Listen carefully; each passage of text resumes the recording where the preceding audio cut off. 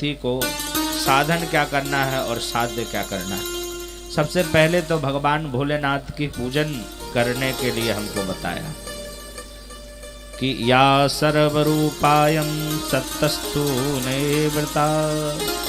भगवान शिव को ही साध्य बताया और शिव का ध्यान करना ही साधन है।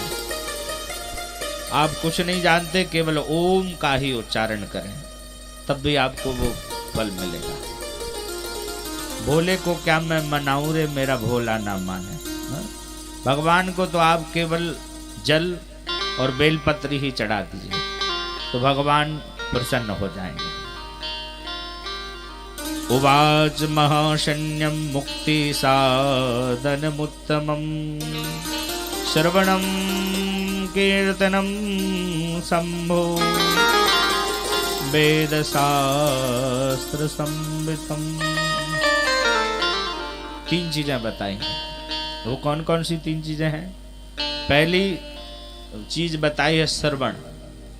भगवान की कथा ज्यादा से ज्यादा सुनो। भोले बाबा के जो चरित्र हैं, शिव महापुराण है या भगवान का नाम है या किसी ने जो गाया उसको सुनो।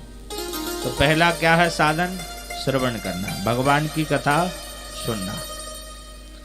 दूसरा क्या है? दूसरा है कथन, मतलब श्रवण कीर्तन। आपने यहाँ से महापुराण सुना और सुनने के बाद जैसे ही घर गए और कहने लगे तू कैसो और वो कैसो और वही का वही अगर लगा रहा तो आपका सुनना बेकार है।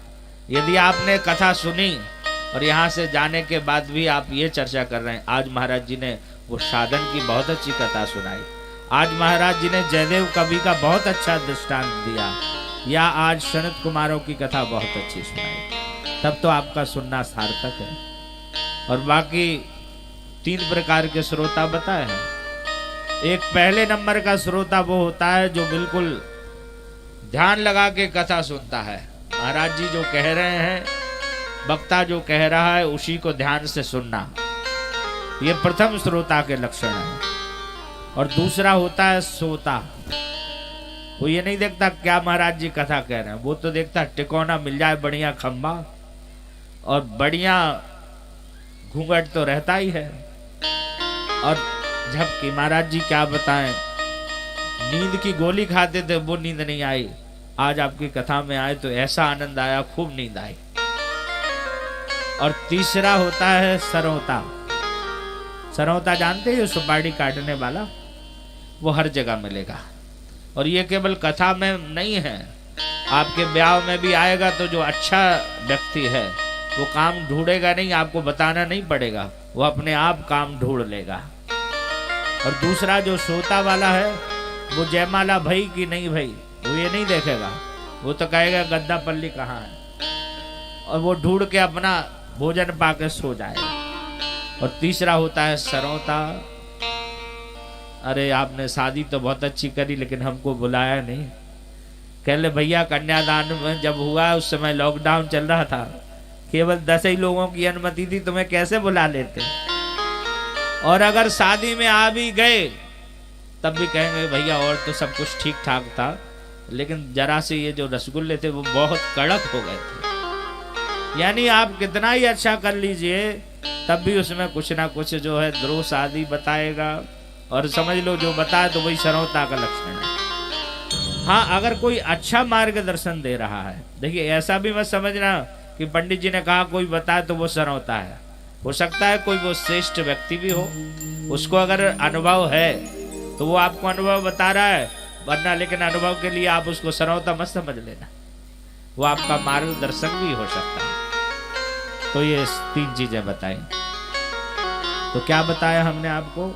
श्रवणम, कीर्तम, मननम। सबसे पहले क्या करना है आपको? कथा सुनना है ज्यादा से ज्यादा। और फिर भगवान की कथा, भोले बाबा की कथा सुन के, और दूसरी चीज आपको मनन करना है। जो आपने कथा सुनी है उसको अपने अंदर मनन करो कि आज महाराज जी ने क्या कहा और कैसा कहा। यदि आपने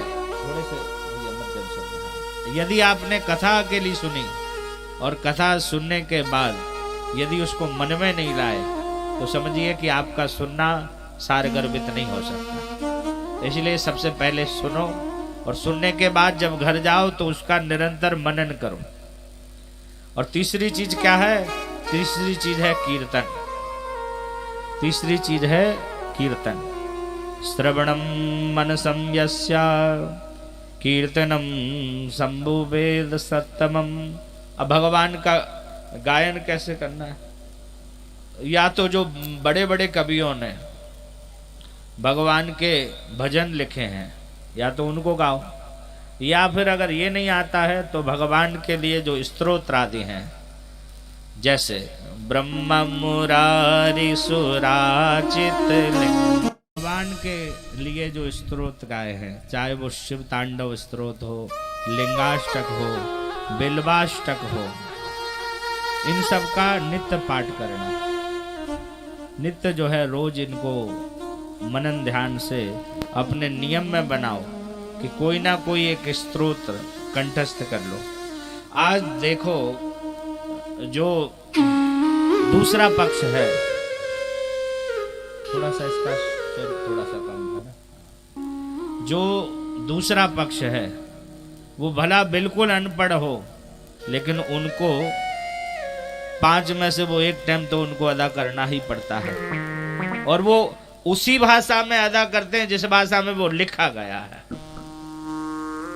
आप समझ रहे हैं ना हम क्या कहना चाह रहे हैं? हर बार हर समय पे उनका समय होता है तो ठीक लाउड स्पीकर चालू हो जाता है। अब इतना इशारे से आप समझ गए होंगे, और वो उसी भाषा में पढ़ते हैं।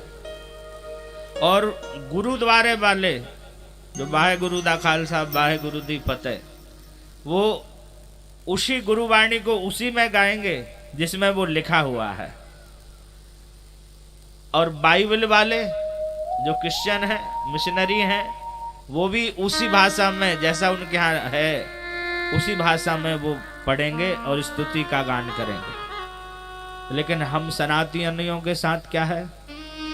हमारे यहाँ अगर थोड़ा सा ही कह दो भैया राम रक्षा स्तोत्र का पाठ कर रहा करो, महाराज जी हिंदी में कर लेंगे। पहले ही कह दिया हिंदी में महाराज जी कर लेंगे। अरे भैया आपको कुछ नहीं आता। देखो मूल चीजें तो कम से कम हमको संस्कृत में याद होना चाहिए, और मूल चीजें कुछ नहीं तो एक आध स्तोत्र तो आपको याद होना चाहिए संस्कृत में। देववाणी क्या है? देववाणी है संस्कृत, देवताओं को वाणी है संस्कृत। और आप निश्चित मानिए आप कोई भी स्तोत्र पाठ करेंगे तो पहली बार में गलत होगा, दूसरी बार में गलत होगा, धीरे धीरे धीरे धीरे धीरे धीरे जब आप निरंतर अभ्यास करेंगे तो वो ग्रंथ भी तो कृपा करेगा कि नहीं करेगा?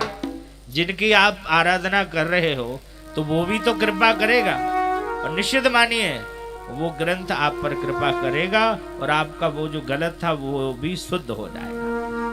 और अब तो कितना बढ़िया साधन हो गया, YouTube में बजाते जाइए और यहाँ मिलाते जाइए कि भाई हमको अगर शिव तांडव करना है तो शिव तांडव की पुस्तिका ले आए और यहाँ चल रहा है और वहाँ मिला रहे हैं। नित्य प्रतिदिन आप नियम बना लें। आपको एक बार में याद नहीं होगा, 2 बार में नहीं होगा, 10 बार जब आप पढ़ेंगे तो निश्चित मान लीजिए धीरे धीरे आपको वो रुद्राष्टक पूरा कंठस्थ हो जाए। बहुत अच्छा लगा जब आप लोग हमारे साथ रुद्राष्टक गा रहे थे।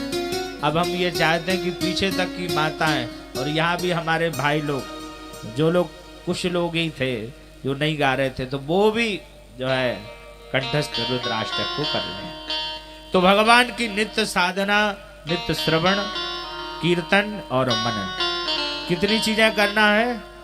श्रवण करना है। श्रवण कथायाम, श्रवण क्या करोगे? भगवान की कथा। और कीर्तन क्या करोगे? भगवान की जो स्तुति आदि है। अब स्तुति नहीं आती तो भगवान को भजन गा लो, भजन से रजा लो।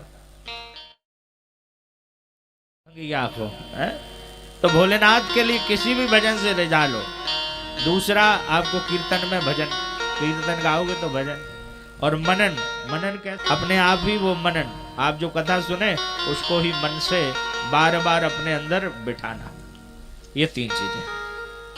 अब ऋषियों ने कहा महाराज जी श्रवणंत्रियम सूक्तम या मुक्तेन तयोरितम।